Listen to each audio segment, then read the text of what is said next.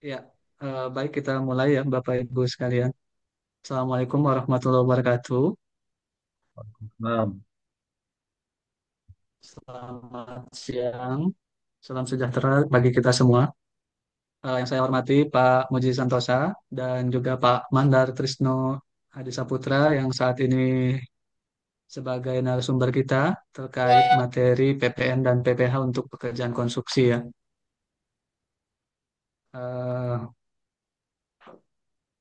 Ini sedikit mungkin saya membacakan terkait riwayat hidup ya atau CV dari narasumber kita pada hari ini walaupun sudah sering sekali ya Pak ya hadir di kelas ini Pak Mandal, tapi tidak apa-apa, mungkin ada beberapa peserta yang ingin lebih kenal dengan Pak Mandal. Ya, nama lengkap itu Pak Mandal Trisno Hadi Saputra. Beliau adalah Widya Suara ahli muda di Balai Diklat Keuangan Makassar ya. Saat ini sudah pindah ke Makassar ya Pak. Sebelumnya di Manado saya ingat. oh iya, sekarang udah Eh, pindah lagi Mas dan ke Bogor, oh baru 1 bulan. ya, Iya, iya ya, itu terupdate-nya ya Pak ya. Jadi makin dekat ke Jakarta, nanti pindah ke Serang Pak. ya, ya, amin, amin.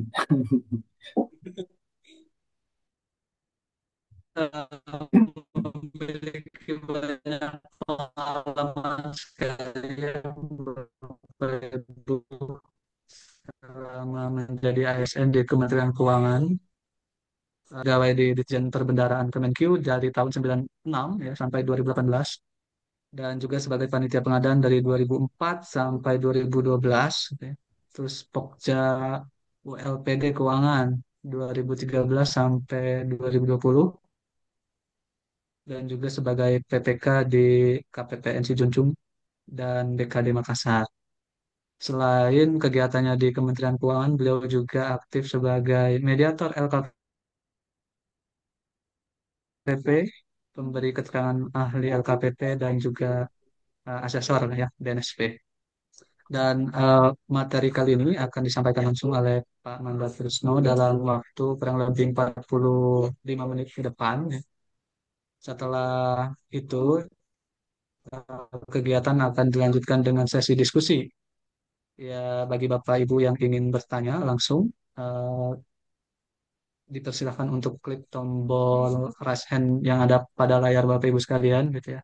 Atau juga jika ingin bertanya melalui fitur chatting ya, Zoom, itu disilahkan setelah sesi diskusi langsung selesai ya. Jadi nanti absen sekaligus postes akan otomatis muncul di fitur chat Zoom kurang lebih 15 menit setelah pemateri menyampaikan paparannya ya. Jadi diharapkan kalau Bapak Ibu ingin mendapatkan sertifikat kegiatan atas kegiatan hari ini, dimohon untuk mengisi post-test dan absennya melalui uh, link yang ada di chat Zoom nanti. Absen tidak berlaku setelah berakhirnya kegiatan ya Bapak Ibu. Banyak sekali peserta yang meminta absen setelah agenda Zoom selesai. Panitia tidak mengakomodir itu karena yang diberikan supaya mensortir ya, yang diberikan sebagai sertifikat itu yang benar-benar mengikuti saja. Selanjutnya mungkin kita lanjutkan sesi paparan dari Pak Mandar kepada beliau. Waktu dan tempat disilahkan Pak. Baik, makasih Mas Didi. Saya lanjut izin share screen dulu. Kelihatan nggak Mas Didi share screen-nya? Oke, sudah Pak. Oke.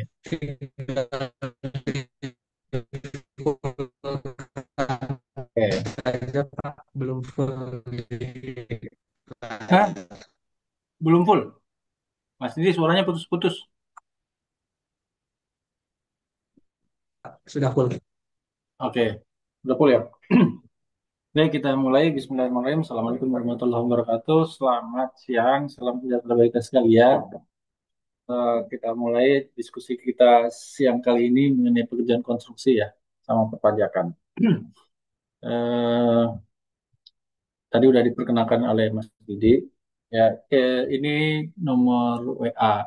Ya, kalau Bapak Ibu mau menjalin silaturahmi, boleh. eh, apa? eh, Kalau ada pertanyaan di luar dari materi ini, monggo silakan disampaikan setelah sesi ini. Tidak ada masalah ya. Diskusi masalah pajak atau masalah keuangan nggak masalah karena saya basisnya itu saya dari STAN dulu, eh, spesialis itu perbendaharaan negara atau anggaran. Jadi kalau ngobrol-ngobrol diskusi tentang perbendaharaan negara, welcome welcome aja. Oke, hari ini kita acara masa di pajak ya. Jadwal kita sih sampai 15.30. Bapak Ibu nanti saya sambil lihat-lihat, siapa tahu di chat sudah ada yang bertanya. Kalau mau resen juga boleh, nanti nggak usah nunggu paparan selesai. Biar diskusinya bisa dua arah ya, lebih optimal. Karena kadang nunggu selesai materi, nanti begitu materinya selesai, waktu pertanyaannya tinggal 5 menit gitu. Waduh, saya nggak bertanya apa-apa gitu kan. Silakan mau bertanya dari sekarang, monggo. Silakan terkait dengan perpajakan. Tapi lebih spesifik kita dikasih tema konstruksi. Nah, ngomongin konstruksi, ngomongin Jakon ya, Undang-Undang Nomor 2 tahun 2017.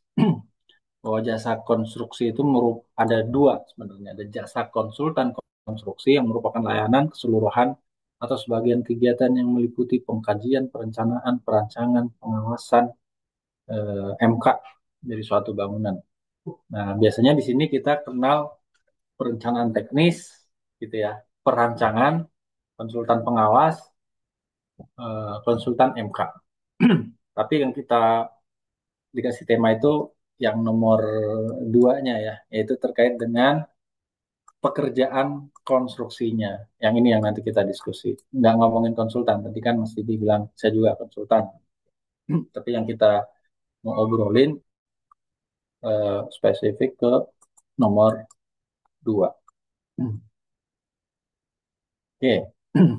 Ini klasifikasi usaha ya, jenis-jenis pekerjaan konstruksi bisa kita bangun gedung, gedung kantor, rumah sakit, gitu ya, rehab pagar dan sebagainya, atau konstruksi sipil, jalan, jembatan, itu sama aja ya, masuk ke dalam pekerjaan konstruksi. Atau bisa juga konstruksi khusus atau konstruksi perumahan. Ini pengkategoriannya.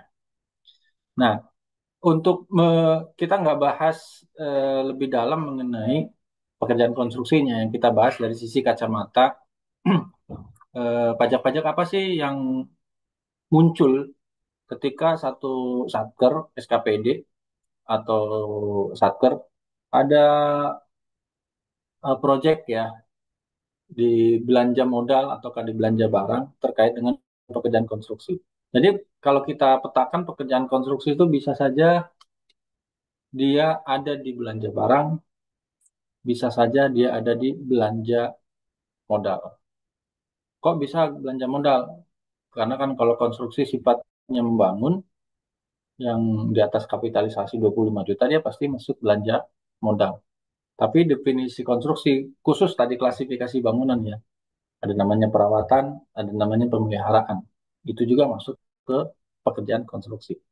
Jadi bisa aja ada di belanja barang, bisa saja ada di belanja modal.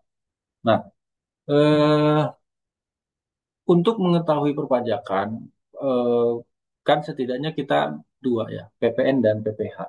PPN itu pajak pertambahan nilai, PPH itu pajak penghasilan. Nah, PPN PPH yang apa yang dikenakan? Sebelum kita ngomong ke sana, Bapak Ibu mesti tahu dulu nih titik-titik kritis dalam perhitungan pajak yang perlu diperhatikan oleh setidaknya bendahara pengeluaran. Tapi sekali lagi, dengan PMK 231 2019 yang sudah diubah 5922, tidak lagi menyebut pemungut itu bendahara pengeluaran. Ya, tapi disebut apa namanya? Sebentar dulu ya, Bapak Ibu. Ini ada telepon mengganggu nih. Sebentar dulu. Izin ya, izin sebentar, sebentar. Sebentar dulu.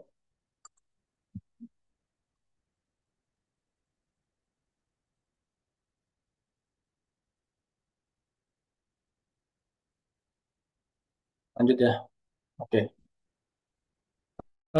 Perlu Bapak Ibu ketahui mengenali titik-titik kritis. Apa sih yang perlu diperhatikan oleh instansi pemerintah, khususnya bendahara pengeluaran, ketika Satker atau OPD ini bertransaksi, ya, menggunakan belanja APBN APBD, bertransaksi dengan siapa saja, ya, karena instansi pemerintah itu punya kewajiban melakukan pemungutan atau pemotongan terkait dengan perpajakan atas transaksi pembelian dan penyerahan barang dan jasa.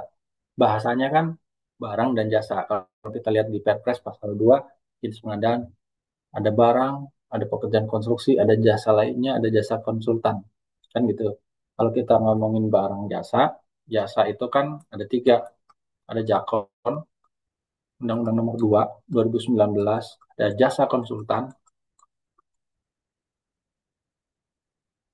dan satu lagi ada other services, jasa yang nggak masuk jasa konstruksi, sama jasa konsultan. Nah, jasa Jakon menurut Undang-Undang 2 19, Jakon tuh ada pekerjaan konstruksi, ada jasa konsultan konstruksi. Kan begitu ya, Bapak Ibu. Nah, yang mau kita diskusikan tuh yang PK-nya saja, pekerjaan konstruksinya. Apa yang perlu diperhatikan oleh seorang bendahara atau instansi pemerintah ketika ada transaksi pekerjaan konstruksi yang tadi bisa bentuknya di dalam belanja modal, bisa bentuknya dalam belanja pemeliharaan, bisa rehab atap, bisa rehab gedung, bisa pengecatan pagar dan lain sebagainya, gitu ya. Bisa macam-macam. Nah, sebelum kita masuk pajak, gitu ya, kita mesti lihat dulu. Kita mengidentifikasi, oh ini ada tambahan, sorry, sorry. Ini saya kasih tambahan dulu ya. Ini ada satu lagi, cara pembayaran. Oke, pertama Bapak Ibu mesti mengidentifikasi dulu apakah barang itu termasuk barang yang kena pajak atau jasa kena pajak. Ya insya Allah kalau pekerjaan konstruksi termasuk jasa yang kena pajak. Kemudian harus tahu dulu apakah dia subjek pajak atau tidak. Kemudian nyambung dengan cara pengadaan. Kalau di Perpres, cara pengadaan barang dan jasa itu kan bisa swaklola atau bisa penyedia. Misalkan pembuatan jalan setapak. Bisa dilakukan oleh rekanan penyedia barang dan jasa, atau bisa juga nanti Bapak Ibu memilih itu dengan kelompok masyarakat, misalkan, tipe 4. Itu ngomongin cara pengadaan. Tapi juga perlu diperhatikan sumber pembiayaannya. Karena kemarin itu ada kegiatan LKPP itu kalau nggak salah sharing session ya dari PUPR terkait dengan proyek apa tuh air bersih dan sanitasi yang itu swaklola tipe 4. Tapi kalau saya melihat paparan diskusi ternyata dia menggunakan terminologi kata perjanjian kerjasama. Pembayarannya 2 tahap 70-30. Eh, Dugaan saya itu banper dan betul ternyata itu banper, bantuan pemerintah berbentuk uang. Sehingga kalau bantuan pemerintah berbentuk uang, walaupun dia masuk jenis pekerjaan konstruksi, pajaknya gimana? Ya bisa nggak kena pajak gitu. Karena namanya bantuan. Hibah berbentuk uang. Masalahnya nanti penggunaan uang itu untuk bangun gedung, masuk pekerjaan konstruksi. Jadi swakelola itu sebenarnya beda-beda tipis. Yang dimaksud swakelola murni yang mana sih? Karena kan kalau definisi PBJ itu kan pengadaan barang dan jasa pemerintah adalah kegiatan mendapatkan barang dan jasa yang dilakukan oleh KLPD dan institusi lainnya garis miring pemerintah desa yang sumber pembiayaannya APBN, APBD, dan APB desa sejak kalau dulu kan dimulai dari Perpres 46-nya dirubah sejak identifikasi kebutuhan. Yang cara pengadaannya ada dua. Ngomongin sumber pembiayaan APBN, APBD. Nggak dijelasin apakah itu rupiah murni ataukah itu hibah. Itu ngomongin sumber pembiayaan. Tapi kalau ngomongin jenis belanja, bisa aja di Bapak Ibu tuh ada pekerjaan konstruksi, tapi pintu keluarnya itu jenis belanjanya bukan belanja modal 53, bukan belanja barang 52. Kalau di APBD itu mungkin 522 sama 52,3 ya, nggak dialokasikan di situ, tapi dialokasikannya misalkan kalau untuk PU kemarin tuh di Banper 526 bantuan pemerintah. Bukan berbentuk uang, tapi berbentuk bukan berbentuk barang, tapi berbentuk uang. Eh, Pekerjaannya sama kalau dilihat pekerjaan konstruksi. Nah, apakah itu masuk kategori di sini? Ya, memang betul pekerjaan konstruksi menggunakan swaklola tipe 4 di juknisnya ya. Tapi kalau menurut saya nggak swaklola tipe 4 murni. Dan itu kena pajak nggak? Nggak kena pajak sih. Nggak dipotong pajak. Jadi untuk transaksi yang sama, dikenakan PPN apa PPh, tidak cukup sebatas pekerjaannya apa gitu. Tapi perlu diperhatikan cara pengadaannya apa. Penyedia atau swaklola. Cara pembayarannya apa? UP atau LS. Terus mekanisme proses pengadaannya di mana? Kalau kita lihat pasal 38 metode pemilihan ada namanya e-purchasing. Di pasal 50 Perpres 46 2025. E-purchasing wajib kalau barangnya itu ada di katalog. Sekarang versi katalog versi 6. Di mana pekerjaan konstruksi ada juga di katalog versi 6. Terus pengenaan pajaknya gimana? Secara umum konstruksi memang PPh final. Tapi kalau proses pengadaannya pakai SIPP, larinya nggak final. Nah, jadi eh, dengan sistem mana yang digunakan, itu pajaknya beda. Termasuk cara pembayaran. Cara pembayaran, mungkin Bapak Ibu udah tak paham ya. Mekanisme pembayaran itu kan ada dua. Ada yang namanya UP dan ada yang namanya LS. Bagaimana nih perlakuannya UP sama LS? Beda ya. Nanti variasinya nanti ada di slide berikutnya. Yang berikutnya, Bapak Ibu perlu mengetahui pengetahuan jenis pajak, ya, termasuk dasar-dasar penggunaan pajak. Jadi secara sederhana, swaklola dengan penyedia bisa beda. Swaklola pun juga tergantung tipenya, tipe berapa, pajaknya bisa beda. Jenis belanja, 53, 52 dengan yang bukan tadi, misalkan contoh bumper, itu juga beda, bisa tidak dikenakan pajak. Menggunakan katalog versi 6 dan tidak menggunakan katalog versi 6, misalkan menggunakan menggunakan tender, menggunakan seleksi. Konsultan kan sekarang juga ada juga di katalog versi 6 ya. Bisa, artinya bisa. Konsultan, jasa lainnya, barang konstruksi bisa menggunakan katalog versi 6. Kalau pembayarannya pakai UP, dia berarti mengadopsi PMK 58 2022. Siapa nanti yang mengut? Nggak kita, pihak lain. Jadi Bapak Ibu perlu mengetahui siapa pengutnya. Oke. Kemudian Bapak Ibu perlu mengetahui jenis pajak. Jenis pajak itu PPN, PPh, PPh 21 atau PPh 22 atau 23. Misalkan contoh ya. Barang yang sama, kalau cara pelaksanaannya berbeda, maka jenis pajaknya, contoh, Bapak Ibu ada anggaran pengadaan konsumsi. Konsumsinya konsumsi rapat. Atau Bapak Ibu ada sosialisasi, ada makan siang, ada makan siangnya nasi kotak. Kebutuhannya nasi kotak, konsumsi. Misalkan yang melaksanakannya nanti jasa catering. Kalau ngomongin PPh, dia larinya ke PPh 23. Yang walaupun beli 50.000 akan kena PPh 2%.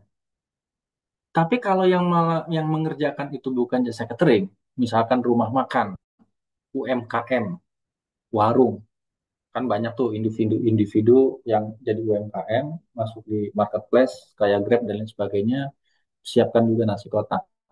Itu bukan badan usaha, dia perorangan, UMKM, menyediakan nasi kotak. Apakah kena PPh 23? Enggak. Larinya kemana? Larinya ke PPh 22, penyerahan barang. Contoh lagi misalkan, laptop rusak. Kalau laptop rusak diservis oleh CV, maka dia kena PPh 23. Tapi kalau laptop rusak diservis oleh individu, ya, oleh individu, individu ini maksudnya mungkin ada seseorang yang bisa memperbaiki komputer gitu ya, kemudian dia menservis. Itu larinya nggak ke PPh 23, tapi PPh 21. Itu baru siapa yang mengerjakan. Belum termasuk nanti platform apa yang dipakai dan cara pembayarannya gimana. Kalau platformnya pakai katalog versi 6, pembayarannya pakai UP, maka instansi pemerintah nggak perlu mengut. Tapi kalau pembayarannya pakai LS, maka instansi pemerintah wajib mengut. Jadi eh, nggak bisa digeneralisir.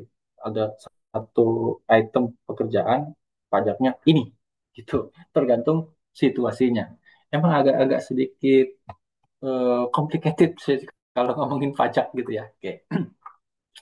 Jadi kita fokus ke pekerjaan konstruksi, penyedia, dan swakelola. Ya, nanti penyedianya kita variasikan dengan siapa yang ngerjakan, PKP atau non PKP. Terus kemudian platform yang digunakan, katalog versi 6 atau bukan katalog versi 6. Oke. Terus nanti swakelola atau bukan. Nanti swakelolanya tipe berapa? Nah, sebelum itu Bapak Ibu tuh mesti juga mengetahui ini ya. Apa sih yang dimaksud eh, subjek pajak, wajib pajak, objek pajak. Objeknya kan berarti bendanya ya. Di sini objek itu berarti penghasilan ya atau kemampuan ekonomis. Karena Satker menyuruh apa namanya eh, penyedia atau pelaksana swakelola melaksanakan pekerjaan, mungkin ada penghasilan atau kemampuan ekonomis, gitu ya, maka berpotensi ada pajak. Nah, tinggal dia subjek pajak bukan. Kalau dia dilihat di sini subjek pajak perorangan atau badan usaha yang ditetapkan pelaku pajak perorangan. Misalkan pekerjaan konstruksi itu dilaksanakan oleh kelompok masyarakat, katakanlah pembuatan saluran drainase, ya, kan itu konstruksi dengan kelompok masyarakat tipe 4. Apakah masyarakat subjek pajak? Nah, di sini definisi subjek pajak itu perorangan atau badan usaha yang ditetapkan menjadi pelaku pajak. Apakah kelompok masyarakat badan usaha? Ya, bukan. Apakah kelompok masyarakat perorangan? Ya, bukan juga. Oh, dia perorangan yang berkelompok. Berarti kelompok masyarakat subjek pajak. Ya, nggak bisa. Gitu. Nah, terus pajaknya gimana? Ya, kalau saya karena bukan subjek pajak, apa nih pajak yang dipungutnya gitu kan? Kalau bukan subjek pajak, maka nggak ada objek pajaknya. Masa ada subjek pajak terus kemudian kena ada objek pajaknya? Ini kalau pendapat saya ya. Saya lebih mempelajari itu pajak-pajak yang tematik ya, maksudnya yang kaitannya dengan proses pengadaan, nggak teoritis. Saya bukan eh, orang Direktur Jenderal Perpajakan gitu ya, jadi mungkin yang secara tahu teoritis masalah perpajakan secara khusus. Jadi saya ini mempelajari pajak-pajak yang aplikatif ya, misalkan pajak terkait dengan pengadaannya, terkait dengan soal kelolanya. Oke, yang berikutnya, Bapak Ibu, terutama nanti kalau pajak-pajak swakelola nih, mesti mengetahui nih pemungut dan pemotong. Kalau jenis pajak kan ini ya, ada PPN, ada PPH, ada 21, 22, 23 sama FINMA. Subjek pajaknya udah jelas, bisa jadi PKP. Makanya kalau misalkan PPN, kalau subjek pajaknya bukan PKP, maka cuti. Maka kita nggak ngomongin bicara PPN. Pak, tapi kan baru-baru ini ada pasal 126 Perdidan 11 garis miring PB garis miring 2025. Pasal 126 penyerahan BKP JKP yang dilakukan oleh non PKP sepanjang PPN merupakan bagian dari nilai pengadaan maka dipungut PPN. Nanti itu kita akan bahas di slide berikutnya. Tapi kalau melihat dari kesimpulan sini, kalau subjek pajaknya bukan PKP alias non PKP, maka nggak ada ngomongin masalah PPN di sini. Berikutnya PPh satu, subjek pajaknya adalah orang pribadi yang menerima penghasilan. Jadi bukan badan, kalau badan larinya ke 23. Semua jasa yang dikerjakan oleh perorangan, maka dia masuk ke PPh satu. Semua jasa yang dilaksanakan oleh badan, maka dia larinya ke 23. Pak, konstruksi itu kan jakon kan, jasa konstruksi. Berarti dia jasa. Kalau kita lihat di Undang-Undang 219, jenis penyedia klasifikasi ya. Penyedia di jakon itu kan bisa perorangan dan bisa badan usaha. Ya betul. Berarti kalau badan usaha larinya ke 23, kalau perorangan larinya ke 21. Enggak, karena dia diatur di PP 5 2008 yang sudah diubah ya beberapa kali, dua kali. Dia masuknya ke PPh final umum, PPh final secara umum ya. Tapi tadi saya sampaikan, kalau nanti platform yang digunakan pakai katalog versi 6, pembayaran dengan UP, maka dia nggak lari ke PPh final, larinya ke PPh 22. Contohnya apa nih Pak? Jasa yang oleh badan ke-23, kalau orang pribadi 21 tadi, perbaiki laptop, kalau di servis oleh badan usaha, misalkan CV servis komputer, maka dia lari ke 23. Tapi kalau di servis oleh individu, maka dia larinya ke 21. Nah, di sini nanti siapa yang mungut nih? Nah, yang mungut di kolom terakhir ini, pemungut pemotongnya. Kalau PPN, pemungut pemotongnya, kalau tidak PKP, instansi pemerintah. PPh satu pemberi kerja. Pemberi kerja ini siapa? Bisa juga Bapak Ibu PPK di APBN, di APBD, itu selaku pemberi kerja. Dia mewakili instansi pemerintah. Bisa juga. PPh dua ada instansi pemerintah. 23 ada instansi pemerintah. Final ada juga dua instansi pemerintah. Sehingga instansi pemerintah yang melaksanakan atau menerima barang dan jasa, maka dia wajib memungut dan memotong atas pajak yang terhutang. Pajak yang mana? Ya ini, mulai dari nomor 1 sampai 5. Karena dia pemungut dan pemotong. Dia ditunjuk dengan PMK 231 2019 yang sudah diubah dengan 59 2022. Lain halnya nanti kalau misalkan kelompok masyarakat gimana nih? Nah, nanti kalau untuk swaklola kita ada yang titik satu, titik dua. Nanti kita diskusi masalah di situ. Apakah kelompok masyarakat itu termasuk pemungut atau pemotong? Swaklola tipe 3 ada perguruan tinggi swasta. Siapa tahu ya, kayak di mana di Unhas itu konsultan perancangan konstruksinya itu dengan Unhas. Swaklola tipe 2. Kan bisa saja di tempat Bapak Ibu ada perguruan tinggi swasta, konsultan perancangannya dengan salah satu universitas swasta. Berarti bisa masuk tipe 3 kan? Nah, gimana nih pajaknya? Oke, jadi Bapak Ibu mesti mengetahui siapa pemungut dan pemotongnya untuk transaksi-transaksi jenis pajak. Gitu ya. Nanti kita bolak-balik nih slide-nya. Oke, kita ngomong dari cara pengadaan. Ini variasi yang saya rangkum ya. Di pasal 2 cara pengadaan itu kan dengan swaklola dan penyedia. Oke. Swaklola ada 4 tipe ya. Tipe 1, 2, 3, 4. Kalau untuk pekerjaan konstruksi kan jarang. Konstruksi itu swaklola tipe 1 ada nggak? Ada sih. Contohnya jalan. Ya. Pemeliharaan jalan di PUPR itu kan swaklola tipe 1. Masuk pekerjaan konstruksi nggak? Iya, masuk pekerjaan konstruksi. Oke, tipe 2. Ada nggak pekerjaan konstruksi yang tipe 2? Nah, tipe 2, pekerjaan konstruksi tipe 2 jarang. Masa dilaksanakan oleh instansi pemerintah lain? Dinas PUPR, oh bisa juga.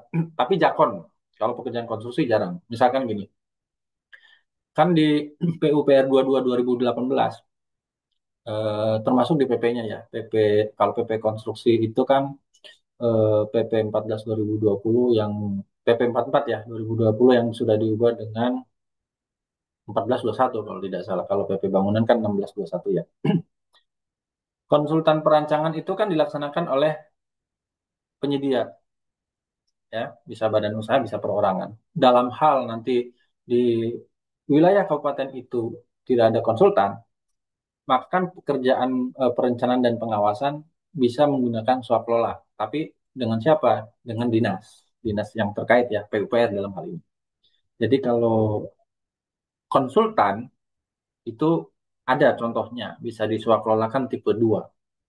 Tapi kalau konstruksi kan jarang. Saya belum belum ketemu ya. Tapi mungkin Bapak Ibu nggak bisa ngasih contoh konkret ya. Kalau konstruksi pekerjaan konstruksi ya tipe 2. Kalau pekerjaan konstruksi tipe 1 ada contohnya pemeliharaan jalan PUPR itu kan konstruksi soalnya tipe 1. Nah, tipe 3 tipe 4 gimana? Mungkin tipe 4 itu Pokmas, tipe 3 Ormas. Pembuatan jalan setapak dengan organisasi masyarakat bisa. Termasuk yang sanitasi yang kemarin dari PUPR. Ya, naga-naganya sih emang mirip swakelola, cuma apakah itu benar swakelola murni? Ya, yang harus mengikuti Perlem 321 dan ternyata enggak. Makanya kan ada pertanyaan, kenapa pembayarannya dua tahap, 70-30? Kenapa nggak pakai kontrak, tapi pakainya perjanjian kerjasama? Karena dia banper, bantuan pemerintah berbentuk uang. Kalau banper itu ada PMK-nya sendiri, PMK 168 yang sudah 2 kali dirubah. Di PMK-nya kan, walaupun itu dia pekerjaan konstruksi, tapi karena dari banper, pakainya istilahnya PKS dan pembayarannya dua tahap, ada 70, ada 30. Karena banper itu kan ada banper sarana prasarana ya, tapi yang di PUPR itu bukan banper karena sarana prasarana. Oke, nanti ini ada 2 titik nih kalau di Swakelola nih. Ada 2 titik. Titik 1, titik 2. Ya, misalkan dinas PUPR. Ya, di dinas PUPR.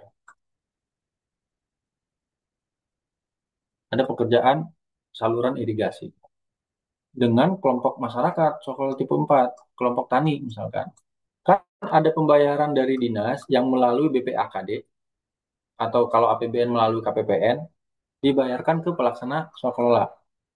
Nanti tergantung kontraknya ya, tergantung kontraknya. Mau pakai tahap 1, tahap 2, tahap 3. Oke. Nanti uang masuk ke rekening si pelaksana swakelola. Nanti kan pelaksana swakelola itu kan belanja, beli misalkan batu, pasir, semen dan lain sebagainya. Oke. Berarti ada titik pembayaran di titik yang kedua, pembayaran dari pelaksana swakelola ke penerima.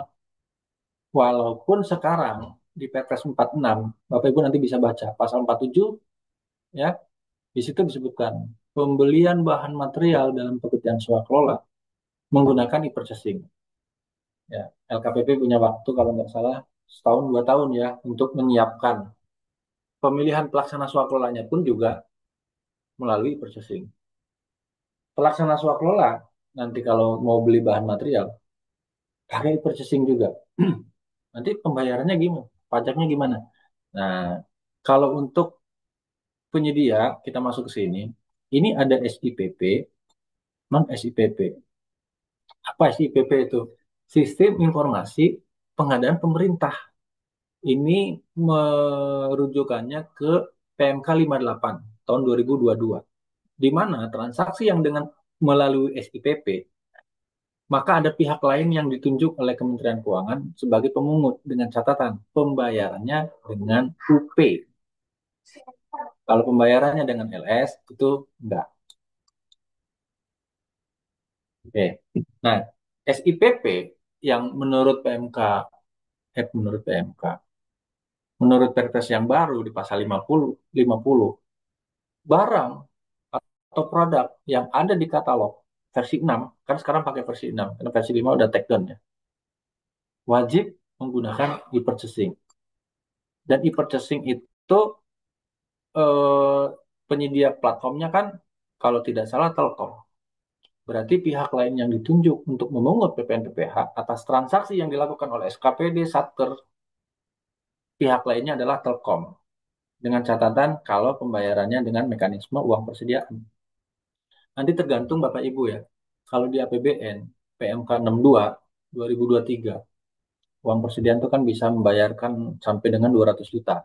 Jadi tidak menutup kemungkinan, Pak, saya ada renov gedung atau pekerjaan pagar, perbaikan pagar halaman kantor. Nilainya 198 juta. Kontraknya pakai apa, Pak?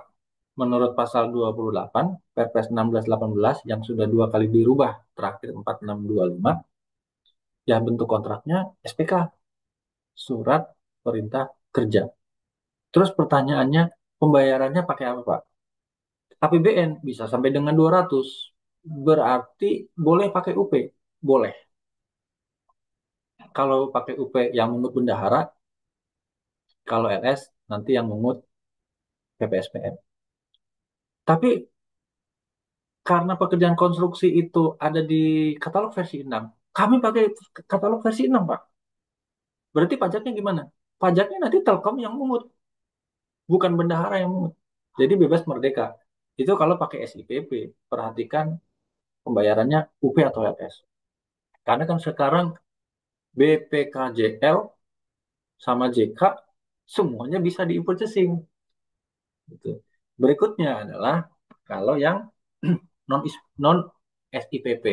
Berarti maksudnya kalau kita lihat di pasal 38 nggak pakai purchasing, bisa jadi pakai tender, tender cepat, pengambil langsung atau penunjukan langsung. Ya, non SIPP. Dia tidak mengadop PMK 58 2022, tapi mengadopsi PMK 231 2019 yang sudah diubah dengan 59 2022. Yang nanti pembayarannya bisa juga pakai UP, bisa juga pakai LS, bisa juga pakai KKP dan lain sebagainya.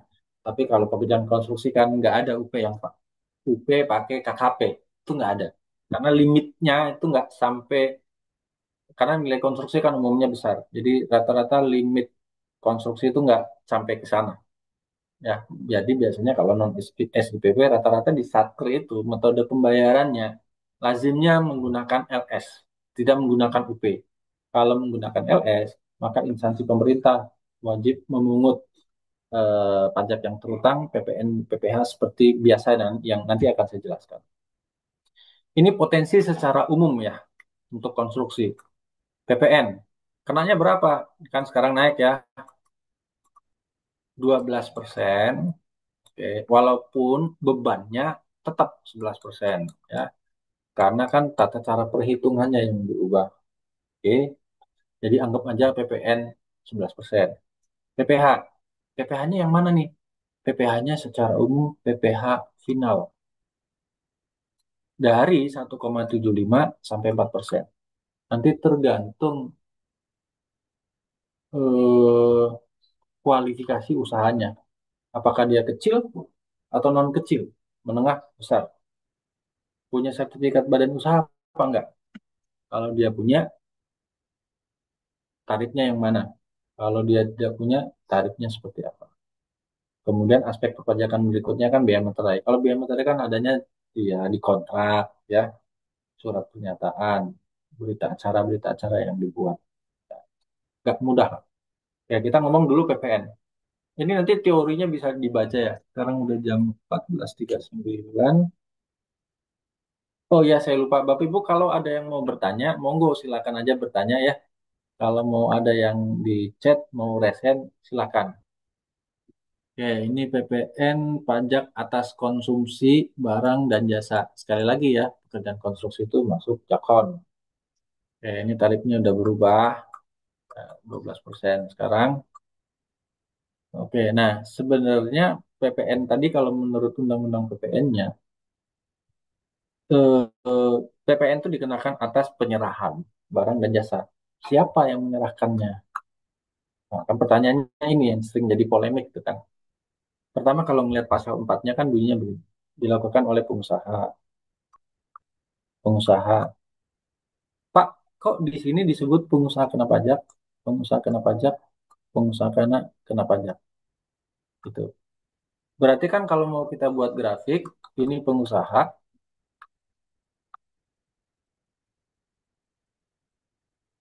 berarti cabangnya kan dua ya Pak ya? Gitu. Ini ada yang PKP, ada yang non. Ya betul, ada yang PKP, ada yang non. Ada yang wajib, ada yang tidak wajib. Nanti lihat PMK 68 2010 beserta perubahannya ya, 173 kalau tidak salah 2013 perubahannya di atas 4,8. Nah, pertanyaannya berarti kalau di pasal ini disebut pengusaha, kalau grafiknya seperti ini ada dua, satu dan dua, berarti penyerahan oleh pengusaha non PKP berarti terutang PPN dong. Dikenakan PPN. Gitu kan? Jawabannya tidak. Di sini ada penjelasannya. Siapa yang dimaksud definisi pengusaha ya di huruf A ini sama C. Kita lihat penjelasannya. Nah, A, C.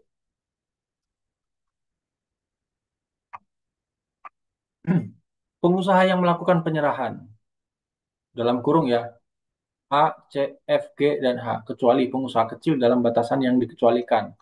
Ini ngelihatnya di mana nih? Ngelihatnya di PMK 68 tadi yang saya sebutin. PMK 68 2010 yang omsetnya nggak sampai 4,8 miliar itu nggak wajib. Oke, nah di sini ini termasuk pengusaha yang belum dikukuhkan gitu ya. Ini meliputi baik yang telah dikukuhkan, berarti kan yang ini PKP, maupun pengusaha yang seharusnya dikukuhkan. Berarti kan belum. Berarti yang nomor satu, non PKP. Tapi belum, bukan non. Non dengan belum mirip-mirip tapi maknanya tidak sama. Belum, belum PKP, namun seharusnya dikukuhkan menjadi PKP, tapi belum. Maksudnya gimana nih? Dia mungkin belum PKP, tapi ternyata omsetnya lewat 4,8 M setahun. Mungkin proyeknya banyak gitu. Dia dapat menang tender di sini 2 M, menang tender di sini 2 M, menang tender di sini 2 M. Kan totalnya 6 M. Berarti secara omset dalam tahun itu dia melebihi 48. Belum dikukuhkan, tapi seharusnya dia dikukuhkan nanti. Seperti ini yang nanti kena gitu ya. Ketika sudah nanti menjadi PKP, apalagi pengukuhan PKP itu bisa mandiri atau nanti dari DCP-nya mengukuhkan, oh Bapak karena omsetnya sekian putuskan jadi PKP gitu ya. Oke, ini mengenai PKP. Jadi penyerahannya yang dilakukan oleh PKP saja. Oke, ini batasannya ya.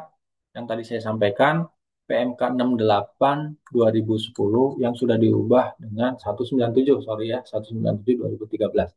Batasannya itu kalau omsetnya lebih dari 4,8 wajib PKP. Kalau 4,8 ke bawah sunnah dilaksanakan mendapat pahala, tidak dilaksanakan ya nggak berdosa, nggak apa-apa. Dan apakah SKPD OPD bertransaksi harus dengan PKP? Nggak harus. Kan dulu waktu Perpres 54 di pasal 19 kalau tidak salah, kan ada syarat memiliki SPT masa SPT PPN 3 bulan terakhir. Lihat detail di penjelasan SPT PPN dalam kurung apabila ada. Maksudnya gimana? Apabila ada. Ya berarti kalau nggak ada SPT masa PPN-nya, berarti dia non PKP. Kalau dia PKP, pasti mesti ada SPT masa PPN-nya. Itu. Jadi maknanya kalau dia PKP pasti punya SPT masa PPN. Itu menjadi syarat ketika dia tidak punya gugur. Tapi kalau non PKP ya nggak akan ada SPT masa non PPN-nya. Dia nggak boleh digugurkan non PKP. Baik lagi ke sini. Ini ya omset ya. Kalau dia PKP maka dia harus menambahkan PPN di harga jual. Contohnya misalkan ini si A, ini si B. Anggap aja jualan pisang ya, jual pisang. Si A sama si B ini dia di daerah yang sama. Sama-sama pergi ke pasar. Katakanlah pasar Minggu. Pasar Minggu beli bahan, pisang, tepung, minyak. Oke. Belanjanya bareng. Belinya bareng. Harganya kan pasti sama karena tokonya sama. A dan B ini sepakat. Oke bro, nanti kamu jual pisang berapa satu biji pisang goreng. Kita sepakat aja ya untuk kesamaan. 1.000. Oke, sama-sama nih 1.000 karena barangnya sama ya, harga jualnya sama. Sepakat. Tapi ternyata si B memilih PKP. Kan kalau di atas 4,8 wajib, tapi kalau di bawah dapat memilih. Ini memilih PKP nih ceritanya. Maka dia menjual, kan sekarang PPN-nya itu 11% ya. Berarti harga pisangnya 1.000, PPN-nya 110. Berarti dia harus menjual 1.110. Cuma dia harus menerbitkan faktur. Tapi si A karena tidak memilih PKP, maka dia menjualnya itu 1.000. Nggak boleh ditambahkan PPN. Ini PPN, ini harga pisangnya. Karena nggak boleh nambah PPN, maka ketika penyerahan barang itu nggak ada faktur. Oke. Bapak Ibu adalah PPK di dinas. Punya anggaran 11.000. Anggaran apa itu? Anggaran konsumsi rapat. Itu. Oke. Konsumsi rapat. Kemana Bapak Ibu membeli? Terserah. Kalau Bapak Ibu membeli ke A, 11.000 bagi 1.000. Kalau beli ke sini, dapatnya 11 gorengan. Tapi kalau belinya ke B, karena harganya 11.100, maka cuma dapat 10 biji pisang. Karena kali 11, itu ya. Eh, kurang malah. Ya.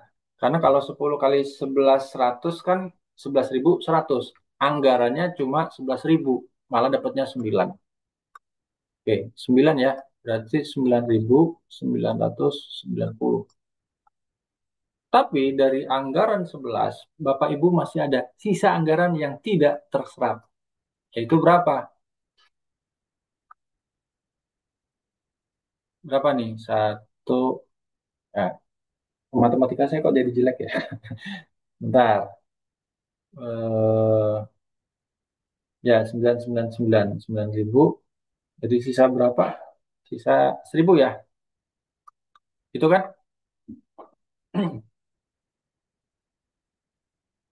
Benar nggak? Kosong, satu, satu ini satu nih. Ya, sisa 1.100. Kalau ya, sisa 1.000. Benar nggak?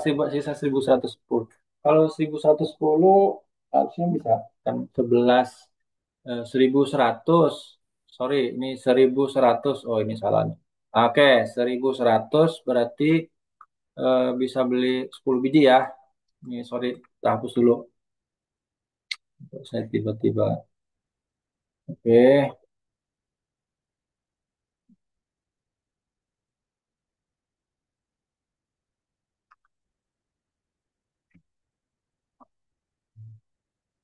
ya bisa beli 10, 11.000. Benar ya, 11.000. Tapi dapat pisangnya 10. Kalau yang ini 11. Hanya bedanya di sini nanti ada PPN yang di stop ke negara. Kalau ini nggak ada. Boleh nggak Pak? Mana yang dipilih? Mau yang 10 atau mau yang 11? Ya terserah Bapak selaku PPK. Mau mengoptimalkan mana? Mau mengoptimalkan dapat barang banyak, belinya ke A. Kalau mau ada pendapatan pajak, karena PPN itu kan sumber pendapatan, tulang punggung untuk belanja. Belanja negara kan dari pajak. Kalau nggak ada pajak yang masuk, belanjanya defisien atau berkurang, atau anggarannya sedikit. Itu pilihan. Tapi eh, transaksi dengan PKP atau non PKP itu hanya ngomongin bagaimana seorang PPK dapat memaksimalkan anggaran yang dikelola. Punya duit 11.000, transaksi dengan PKP dapat 10 biji, dengan non PKP dapat 11. Bayangin kalau peserta rapatnya 11 orang. Kalau belinya ke B dapat 10 biji, ada satu yang nggak dapat kebagian. Ya, terus gimana? Satu nggak kebagian. Oh, gampang Pak. nanti rapatnya hari Senin atau Kamis, mengharapkan ada yang puasa Senin Kamis, gitu kan? Ya nggak bisa juga begitu. Oke, kemudian ini ada pengecualian pemungutan. Ini yang saya kasih kotak merah. Ya, pembayaran dengan mekanisme UP yang dilakukan oleh instansi pemerintah dipungut oleh pihak lain. Ini yang di sini ya. Siap, yang mana SIPP? SIPP itu yang katalog versi 6. Yang mana SIPP di kabupaten kota? Kediri misalkan. Kediri dulu punya marketplace dengan MBIS Market. MBIS Market apakah SIPP? Bisa jadi iya, tergantung kota Kedirinya. Tapi MBIS Market di kota Kediri itu SIPP, mengadop 58/2022. Berarti MBIS Market sebagai pihak lain yang mengut. Tapi kalau katalog versi 6, LKPP kan bermitranya dengan Telkom yang menyiapkan sistem. Maka pihak lainnya adalah Telkom. Nanti Telkom yang mengut. Oke. Kalau transaksinya pakai SIPP, maka tidak berlaku ketentuan umum. Broker yang harus mengut, enggak, pihak lain yang mengut. Nah, sekarang kita bahas yang 126. Yang ini ya, karena ada beberapa bendahara, pokoknya Pak, saya nggak mau Bapak transaksi dengan PKP atau non PKP, pungut pajak. Saya bilang gini, kalau dipungut pajak, apa makna ini yang saya kotakin?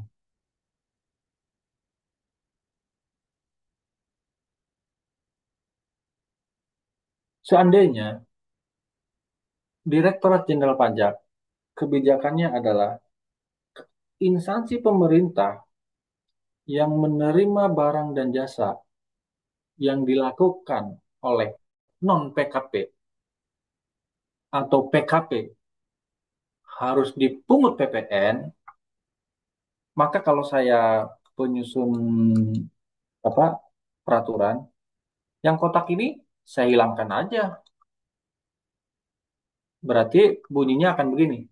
Instansi pemerintah yang melakukan perolehan barang kena pajak atau jasa kena pajak dari pengusaha yang bukan kena pajak wajib memungut.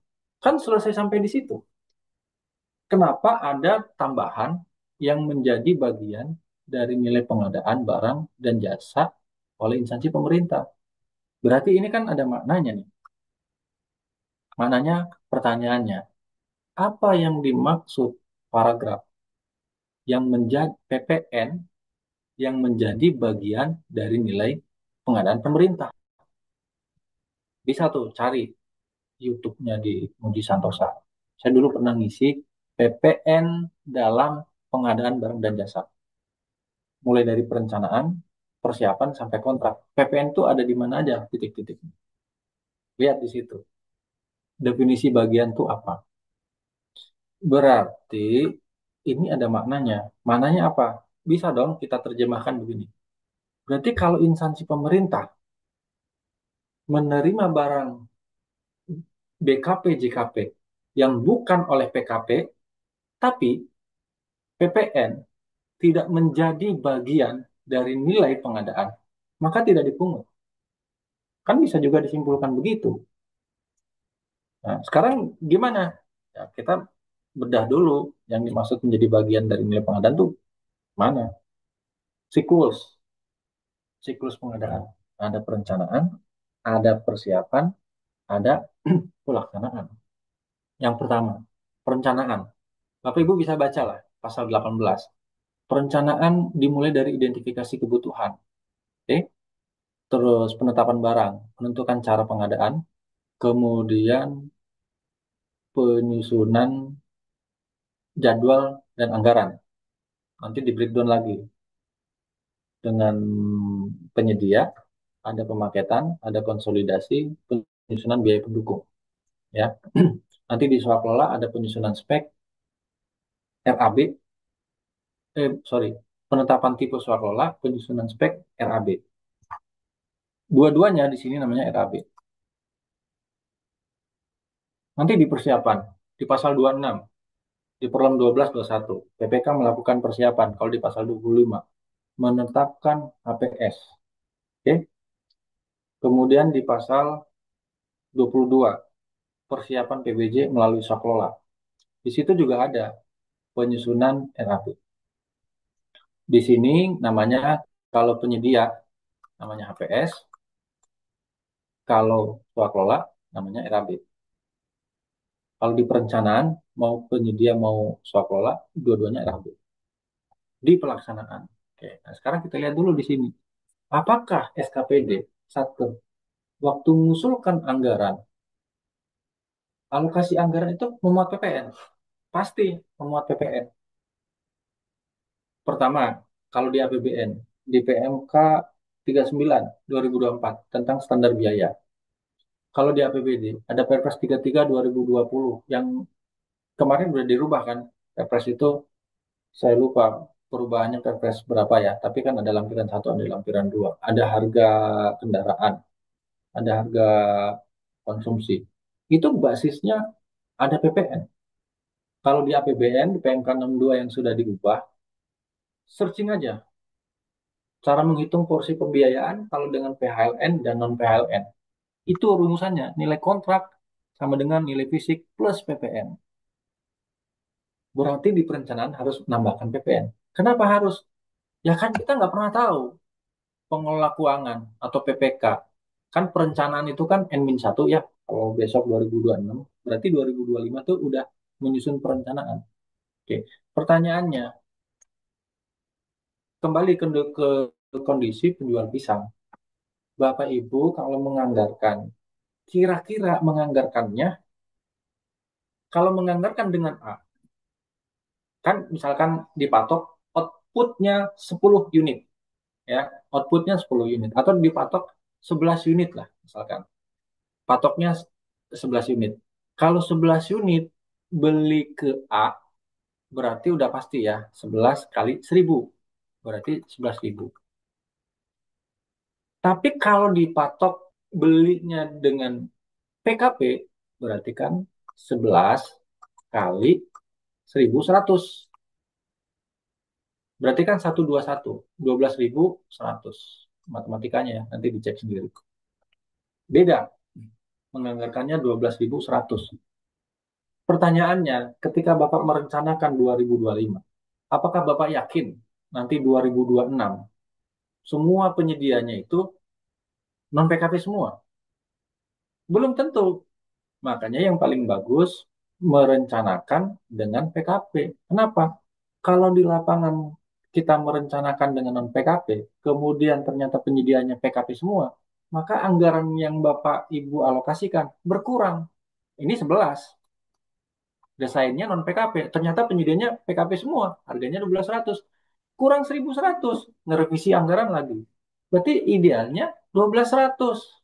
Makanya waktu nyusun anggaran ada PPN. Termasuk juga ketika PPK nyusun HPS dan RAB. Tapi kuncinya adalah di kontrak. Waktu berkontrak, Bapak berkontrak dengan siapa? Penyedia yang nawar itu PKP atau non PKP? Kalau penyedianya non PKP, maka PPN-nya hilang. Kontraknya jangan ada PPN. Berarti di kontrak PPN tidak menjadi bagian dari nilai pengadaan. Tapi di perencanaan dan di persiapan, iya. Nah, sekarang pajak terutang pada saat apa? Merencanakan, mempersiapkan, atau pada saat membayar? Pada saat membayar. Jadi kuncinya di sini. Makanya pastikan, mungkin Bapak Ibu pernah dengar, kontrak-kontrak yang katalog versi 6. Kalau penyediaannya non PKP, kan ada fasilitas adendum, menghilangkan PPN. Kalau PPN-nya hilang, berarti nggak ada PPN. Nggak usah dipungut. Tapi kalau Bapak tidak mengadendum, ada PPN-nya di situ, maka berlakulah pasal 126. Berarti di kontraknya ada PPN yang menjadi bagian dari nilai pengadaan, yaitu bagian dari nilai kontrak. Sehingga Bapak Ibu harus mengut sesuai dengan pasal 126. Begitu. Jadi kesimpulannya tetap ya, PPN tidak dipungut kalau penyerahannya oleh non PKP. Tarifnya 12% sekarang. Oke. Nah, sekarang jasa konstruksi. Oke. Ini ruang lingkupnya, salah satu di antaranya ya. Eh, eh, PPH ya. Oke, ini PPH ya. Tadi kan PPN sudah clear. PPH. Secara umum PPH-nya PPH final. Ada jasa konstruksi di sini. Oke, ini tarifnya nanti tergantung kualifikasi usahanya. Mas Didi waktunya udah habis ya. Barangkali ada yang mau bertanya, silakan. Ini Ya, tarifnya ya. benar Pak. Oke. Silakan Bapak Ibu, mungkin ada yang mau bertanya, silakan. Ini contoh simulasinya. Oke. Ya, ya baik Pak. Ini Oke, kita silakan karena kalau mau buka waktunya mepet, pertanyaan. Iya. ya kita masuk ke diskusi langsung supaya eh, lebih menyeluruh ya. Oke, Jadi silakan, diskusinya silakan dua Mas Didi. tahap. Untuk Bapak Dua Ibu arah, yang bukan ingin dua tahap. diskusi, ya dua arah ya benar. Ya. Oke, Ya, silakan Bapak Ibu yang ini sebenarnya ada beberapa chat di Zoom ya Pak. Tapi kita ada beberapa utamakan pertanyaan yang ya. Oke, kita buka ya. ya ingin Pak izin, ingin boleh langsung. dibahas Yes, pekerjaan non konstruksi. Untuk non konstruksi nggak kita bahas Pak. Waktunya mepet. ya ya Pak. Karena dikasih Ya temanya benar Pak. konstruksi. Nanti bisa japri lah Pak. Mm-mm. Atau nanti bisa ikut kelas yang lain ya. Yang non konstruksi nanti. Oke. Apakah 2 juta nilai sampai dengan 2 juta apakah dikenakan PPN? Singkat aja saya jawab. Bapak Ibu mesti baca detail di PMK 231 ya. Batas minimal 2 juta itu tidak termasuk PPN. Jadi kalau barang itu BKP, barangnya 2 juta, PPN-nya 11%, maka nilai kuitansi 2.220 di atas itu wajib mungut. Kalau masih 2 juta persis dengan PPN, nggak perlu mungut.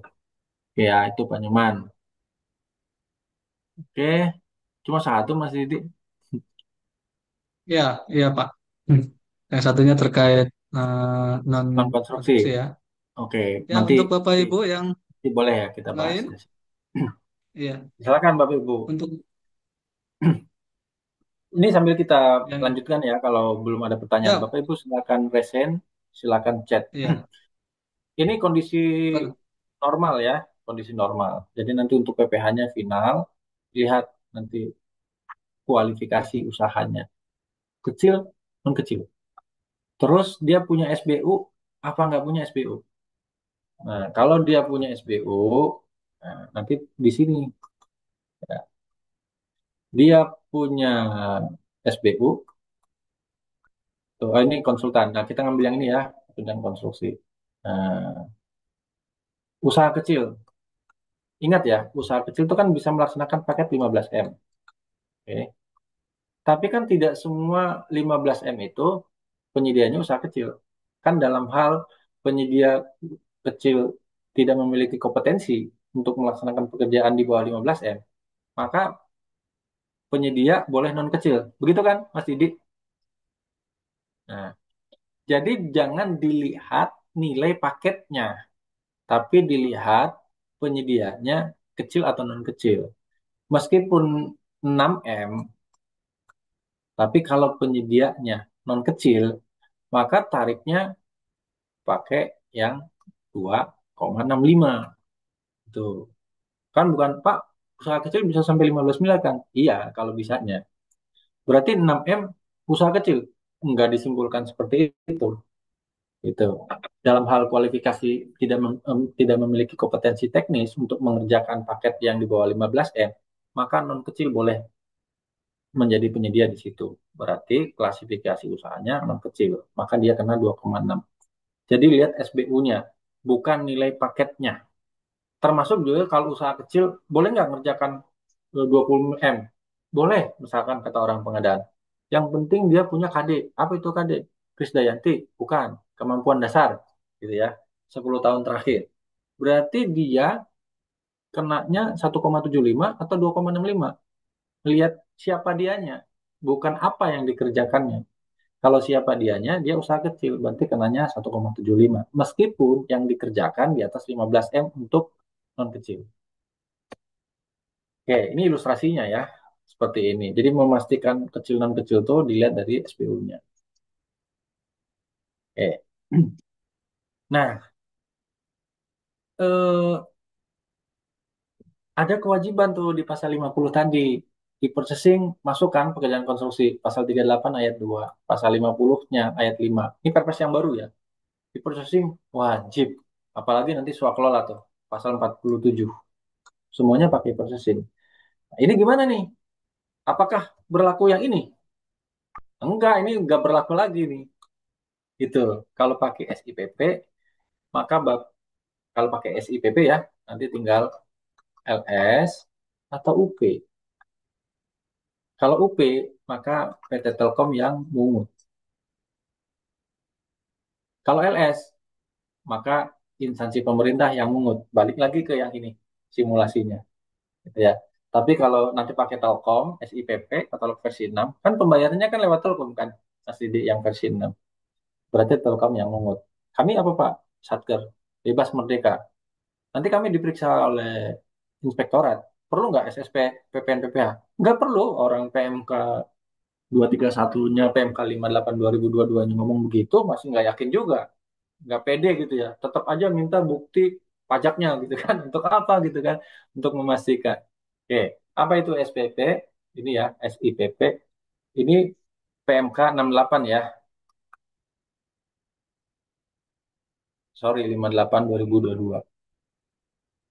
Sistem informasi ini yang menyelenggarakan perdagangan melalui sistem elektronik yang sekarang katalog versi 6. Contohnya ya, nih, toko daring, bela pengadaan, Sipla, katalog versi 6 yang baru sekarang. Itu udah SSPP. Sekarang toko daring udah nggak ada kan? Ini harusnya masuk ke sini semua. Oke. Ini pemungutan pajaknya berapa?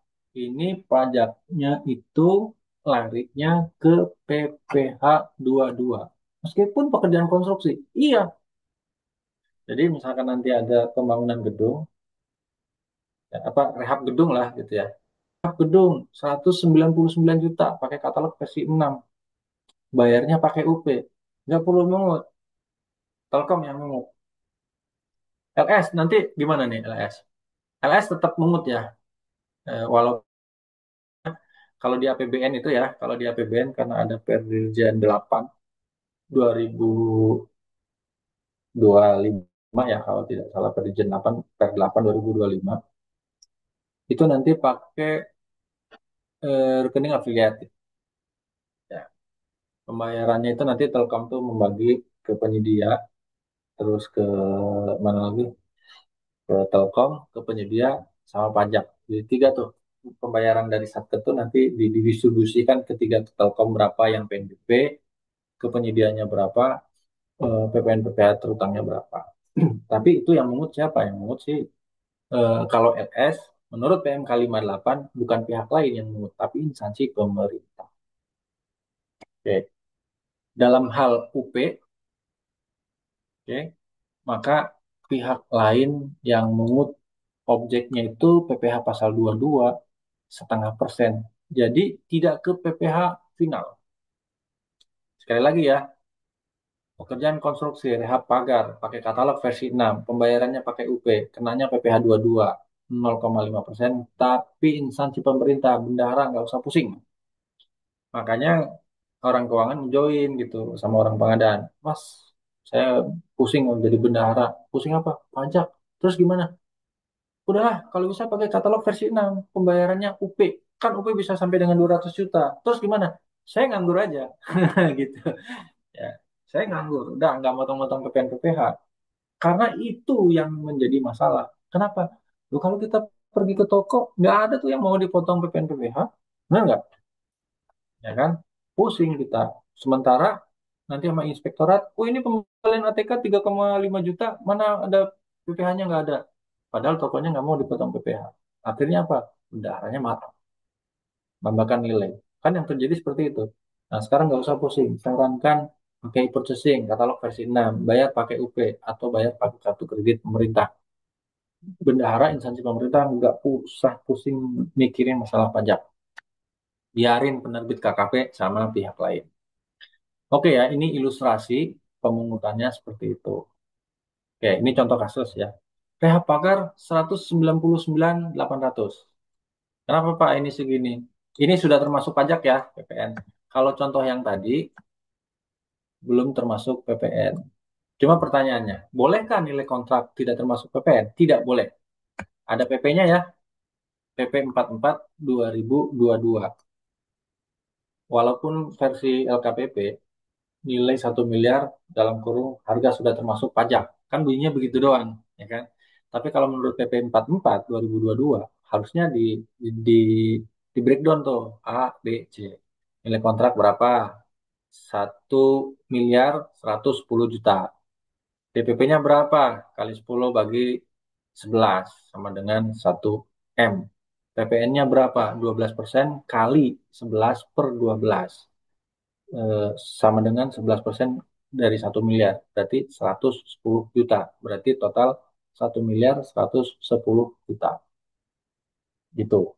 Harusnya dirinci seperti itu. Tapi jarang saya lihat kontrak-kontrak pemerintah dirinci menurut PP 44 2022. Ngikutnya Permen LKPP. 1,1110 M dalam kurung. Sudah termasuk pajak yang berlaku. Nah, kan rata-rata begitu.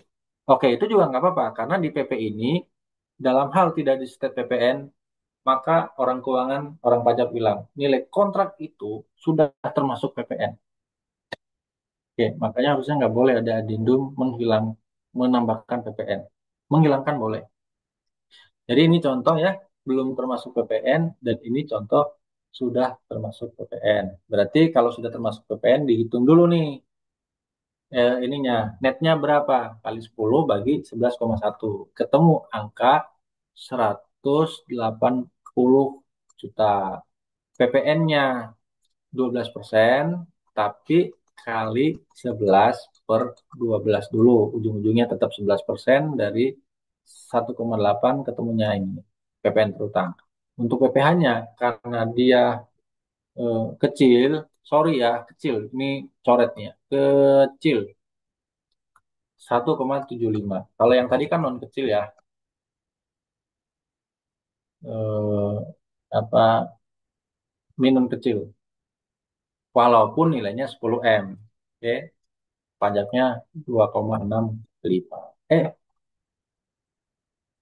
2,65. Oke ya. Kemudian, oke. Kalau bayarnya pakai UP, nah tadi kan bayarnya pakai LS. Kalau bayarnya pakai UP gimana? Kalau bayarnya pakai UP, nggak perlu mungut. Jadi ini perhatikan judulnya ya. Ini judulnya ini, judul di sini.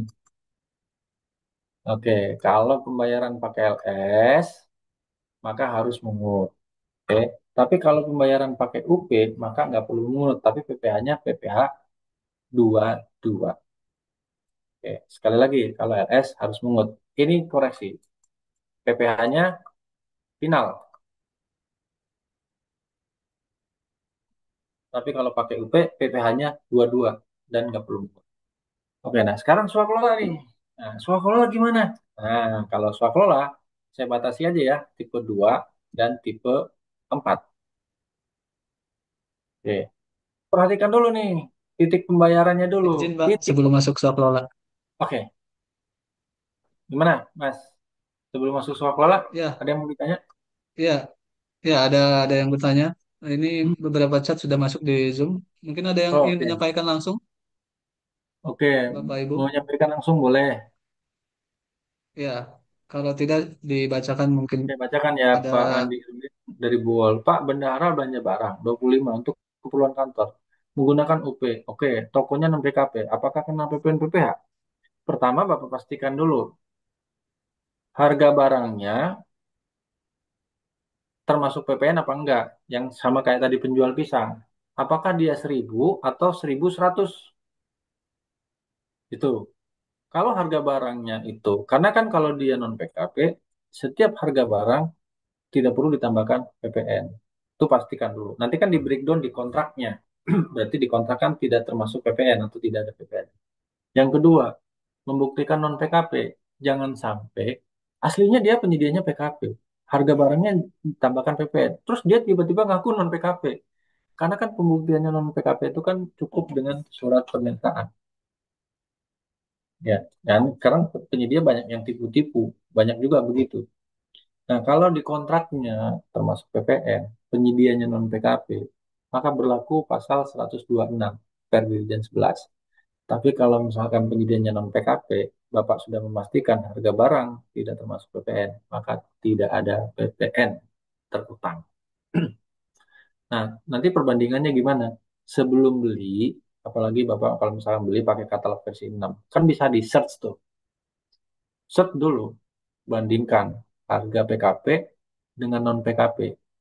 Mana murah? Misalkan contoh, tadi kan pisang ya. Kalau non PKP kan 1.000, kalau yang PKP kan 1.100. Asumsi PPN-nya 10%. Tapi kalau misalkan Bapak belinya ke non PKP, harganya 1.100, rugi dong negara. Bener nggak? Ya kan, dapat barangnya sama 10, tapi nggak ada PPN yang disetor ke kas negara. Ingat, pajak itu, PPN PPH adalah sumber pendapatan penerima untuk menopang belanja Bapak Ibu. Gitu. Jadi kalau nggak ada pajak, gimana Bapak Ibu punya anggaran belanja yang besar? Walaupun sekarang ada efisiensi, tahun depan juga ada efisiensi juga, gitu kan? Nah, kira-kira gitu ya, eh, Mas Didi menjawab pertanyaannya Pak Andi. Ada lagi nggak? Apakah PPN di kontrak pekerjaan besarnya 12%? Oke, tarif PPN wajib 12% karena Undang-Undang 7, Undang-Undang HPP ngomongnya begitu. Ya, tapi beban masyarakat, beban konsumen itu tetap 11% karena ada PMK 131 2024 yang mengubah cara perhitungan. Tarifnya nggak berubah, tapi cara perhitungannya yang diubah. Ya, jadi eh, tarifnya tetap 12%. Cara perhitungannya, DPP-nya itu sebelum dikali tarif 12% itu kali 11 per 12 dulu. Jadi kalau nanti dikalikan 12%, ketemunya coret-coret seolah-olah 11%. Gitu ya. Tapi tarifnya tetap 12. Sama dengan gini, eh, ada barang PPN itu yang ditanggung pemerintah atau dibebaskan. Itu ada pajak yang tarifnya 0%. Ya kan? Kan kalau secara substansi kena pajak nggak? Enggak, karena tarifnya 0 kan. Tapi kita nggak bisa ngomong gitu. Kena pajak nggak? Kena. Tarifnya berapa? 0%. Berarti berapa? 0 rupiah. Berarti nggak kena pajak dong? Ya enggak. Kena pajak. Cuma tarifnya 0%. Nah, berarti PPN sekarang berapa sih? Menurut Undang-Undang HPP, tarifnya 12%. Tapi bebannya tetap 11 karena tata cara perhitungannya dirubah. Terus di kontraknya gimana? Di kontraknya ya harus ngomong PPN-nya tetap 12%. Masalahnya di sistemnya LKPP kan nggak mengadop itu, gitu ya. Itu lain cerita, kan permasalahannya beda. Berarti permasalahannya sistem. Tapi kalau di peraturan itu tarif 12%, cara perhitungannya 11 per 12, silakan baca PMK 131 2024. Oke, ini dari Batam. Ya, Batam bebas PPN. Melalui internet dengan apakah bisa PPN tidak dipotong? Pak, kalau pakai Inaprok, nggak usah pusing masalah PPN PPH, itu aja. Ya, kalau pembayarannya pakai UP. Yang pusing tuh kalau pembayarannya pakai LS. Ya, tapi kalau tadi barangnya di Batam, kan itu dibebaskan. Ya, jadi harusnya ya PPN-nya nol. Ya, atau nanti dibebaskan itu nanti ada kode fakturnya aja yang beda ya. Kemudian ada lagi pertanyaan, nggak ada ya Mas Didi ya? Ya, bisa dilanjut, Pak. Oke, bisa dilanjut. Oke, nah ini kita masuk ke soal kelola nih. Oke, jadi soal kelola itu perhatikan dulu nih titik pembayaran. Ada dua titik ya. Oke, kalau soal kelola tipe 2, karena dia instansi pemerintah lain, oke, instansi pemerintah lain itu apakah kena PPN PPH enggak? Ya di sini nih, instansi pemerintah itu contohnya ya Satker, SKPD biasa, BLU atau BLUD atau Satker Pengelolaan PNBP. Ini untuk APBN ya. Itu bukan subjek pajak. Jadi transaksinya nggak kena PPN. Contoh misalkan pembuatan mencetak sawah, mencetak sawah itu kan kayak pematangan lahan ya. Itu masuk ke jenis pekerjaan mana tuh? Kalau menurut saya itu masuk ke pekerjaan konstruksi dengan TNI. Berarti kan swakula tipe 2 bangun jalan dengan TNI. Berarti konstruksi swakula tipe 2. Pembayaran dari Satker ke TNI berarti kan di titik sini. Dipotong PPN PPH enggak? Ya enggak dong. Enggak dipotong PPN PPH. Kenapa? Karena TNI bukan subjek pajak. Oke, clear ya? Berarti nggak ada PPN dan PPH. Nah, kemudian di titik kedua, kan duit masuk rekeningnya TNI. Nanti TNI kan beli batu, pasir, semen, beli ATK, beli alat, dan lain sebagainya. Apakah bendahara pengeluaran di TNI harus mengut pajak? Pada prinsipnya, TNI itu adalah instansi pemerintah. Maka berlakulah PMK 231 2019. Tuh. Seperti teori biasa. Tapi lain ceritanya kalau dia swaklola tipe 4. Oke, swaklola tipe 4 di pembayaran satu. Oke. Apakah pembayaran dari dinas ke kelompok masyarakat, pembayaran tahap satu, tahap kedua, potong PPN PPH nggak? Oke, pertama PPN. Clear ya, mesti PKP. Apakah kelompok masyarakat adalah pengusaha kena pajak? Namanya juga kelompok masyarakat, dia bukan pengusaha, gimana kena pajaknya? Kita lihat nih, surat. Surat dari KPP Kota Kediri tahun 2021. Ya, walaupun surat bisa aja berubah kan. Lihat kesimpulannya. Kesimpulannya adalah kelompok masyarakat tidak memenuhi syarat subjektif sebagai wajib pajak dan tidak dapat diberikan NPWP. Berarti masyarakat, kelompok masyarakat itu bukan subjek pajak. Yang ngomong siapa? Yang ngomong KPP Kota Kediri, bukan subjek pajak. Kalau bukan subjek pajak, lah apa yang mau dipotong di sini dari pembayaran sini ke kelompok masyarakat? Tuh, PPh-nya enggak. Kalau potensi ada, iya potensi ada. Tapi kan kelompok masyarakat sudah declare oleh DJP, salah satu di antaranya KPP Kota Kediri, dia bukan subjek pajak.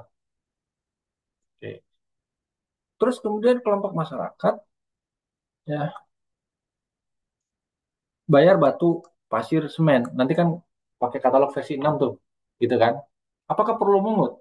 Biasanya kan di kontrak itu nanti di laporan pertanggungjawabannya bukti rekapitulasi penyetoran pajak disertai SSP, PPN dan PPh. Nah, sekarang pertanyaannya, masyarakat beli ATK sewa alat dalam pelaksanaan pekerjaannya, pembuatan jalan setapak, beli batu pasir. Apakah kena mengut harus mengut PPh 22? Beli ATK 3 juta. Apakah harus mengut PPN PPh? Si kelompok masyarakatnya lah ya. Terus sewa molen. Apakah sewa molennya kelompok masyarakat harus mengut PPN PPh? Nah, kita lihat di slide yang paling awal.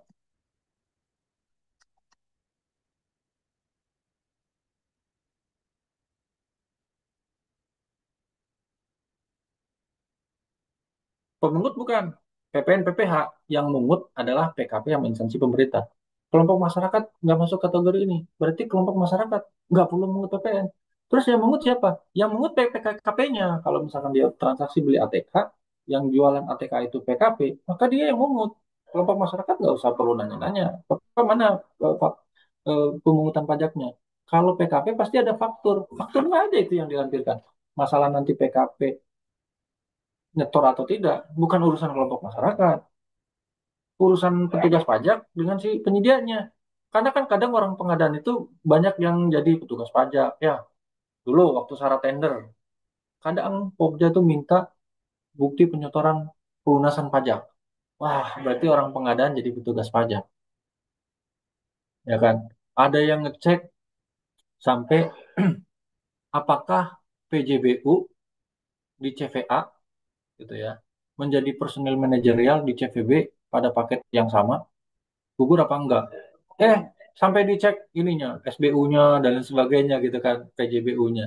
Wah, berarti orang pengadaan jadi petugas ngecek SBU gitu kan. Yang bukan urusannya diurusin juga gitu. Kalau menurut saya sih nggak perlu. PPh satu.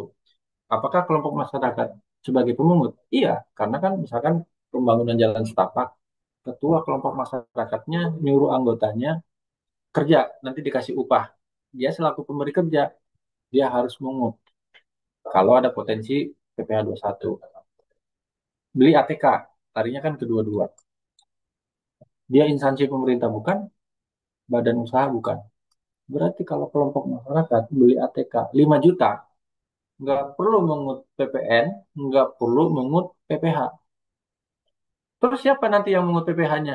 Ya, biarin aja, bukan tugasnya, gitu. Tinggal pilihan, apa itu mau jadi pahlawan bangsa? Gitu. Kalau mau jadi pahlawan bangsa, ya silakan. Tapi dasarnya apa? Legal standingnya kan nggak ada. Pak, kan ada tim pengawas. Tim pengawas adalah memeriksa administrasi, teknis, dan keuangan.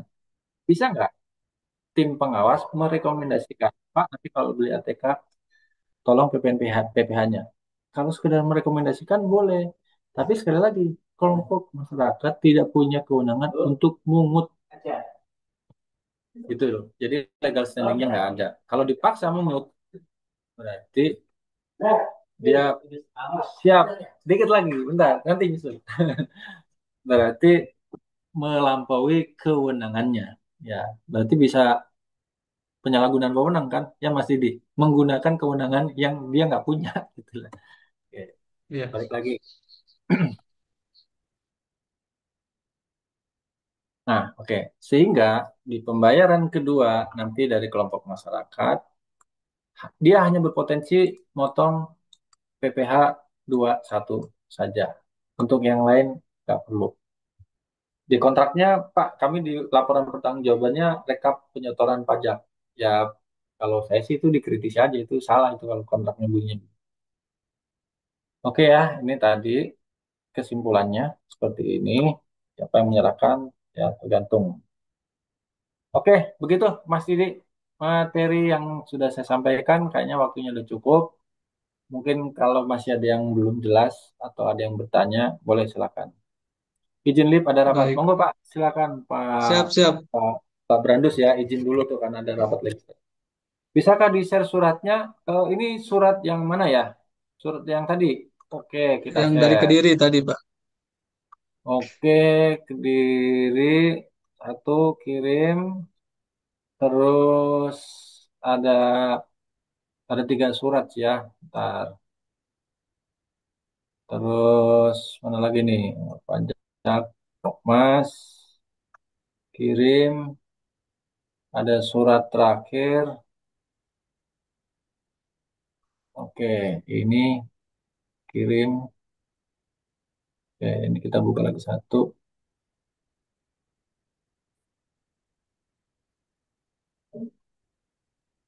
Oke, cukup lah itu. Nanti dicek ya Mas Didi. Siap, Pak. Saya udah kirim di Nanti chat saya masuk bantu.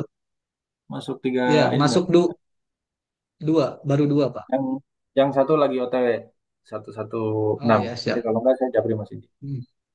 Oke, Ya, ada sambil ini sebelum mengakhiri, mungkin ada terakhir Bapak Ibu yang ingin bertanya langsung, diskusi langsung.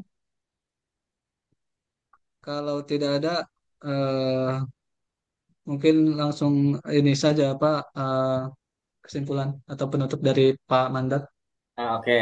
Jadi Oh, kalau tidak ada lagi yang bertanya, jadi sekali lagi Bapak Ibu orang Saya keuangan itu nih, cukup gitu ya. oke, orang keuangan kalau untuk yang konstruksi terutama yang swap lola perlu perhatikan bunyi klausul-klausulnya di swap lola termasuk pertanggungjawabannya dan sebagainya. Tuh. Yang kedua, tadi jangan langsung diputuskan untuk barang dan jasa yang sama, tapi kalau transaksinya pakai katalog versi 6 atau bukan, cara pembayarannya UP atau LS, lawan transaksinya PKP atau non PKP, maka pajak yang dikenakan itu bisa berbeda. Dengan kita menemukan titik-titik identifikasi titik kritis, setidaknya Bapak Ibu bisa menerapkan pemotongan PPh dengan lebih adil. Itu aja, Mas Didi. Terima Baik, kasih. terima kasih dari Pak Muji, Pak. Ada yang ingin disampaikan, Pak? Silakan. Tidak ada ya. Saya terima kasih aja ke Pak Mandar sama Pak Didi dan Bapak Ibu sekalian sebagai peserta hari ini. Mudah-mudahan yang disampaikan hari ini bermanfaat bagi kita semua. Terima kasih. Wassalam. Baik, terima kasih Pak Muji. Ya, baik. Saya lihat ada beberapa pertanyaan yang di luar materi ya. Itu menandakan pembahasan terkait pajak di pengadaan masih tetap harus dibahas, Pak Muji. Eh, Terutama pajak-pajak di konsultan itu dari pertanyaan penyedia memang waktunya juga sudah tidak memungkinkan ya. Mungkin insya Allah di agenda selanjutnya gitu. Saya mengucapkan terima kasih kepada Pak Muji, Pak Mandar, dan Bapak Ibu sekalian yang sampai dengan detik ini masih bergabung di Zoom. Mudah-mudahan apa yang disampaikan bisa bermanfaat dan bisa diterapkan ya. Itu saja dari saya. Mohon maaf atas segala kekurangan. Assalamualaikum warahmatullahi wabarakatuh. Waalaikumsalam. Mas Didi di chat